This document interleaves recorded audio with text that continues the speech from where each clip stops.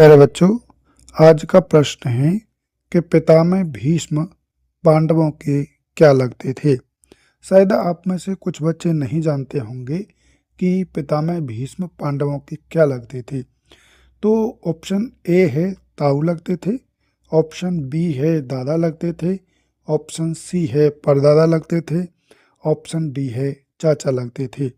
तो इन चारों ऑप्शंस में आप देखेंगे तो यहाँ पर बी ऑप्शन सही है, क्योंकि पांडवों के पितामह भीष्म दादा लगते थे। आइए जानते हैं किस प्रकार से ये दादा लगते थे। तो पितामह भीष्म माँ गंगा के पुत्र थे। इनके पिता महाराज शांतनु थे और इनकी सौतेली माँ सत्यवती थी। इनके 3 भाई थे। पहले वेदव्यास, जो कि माता सत्यवती के कुआरे पर पैदा हुए थे, और दूसरे भाई थे चित्रगढ़, और तीसरे भाई थे विचित्रवीर। तो पितामह भीष्म जी ने शादी नहीं की, क्योंकि इन्होंने जीवन भर ब्रह्मचारी रहने की शपथ ली थी।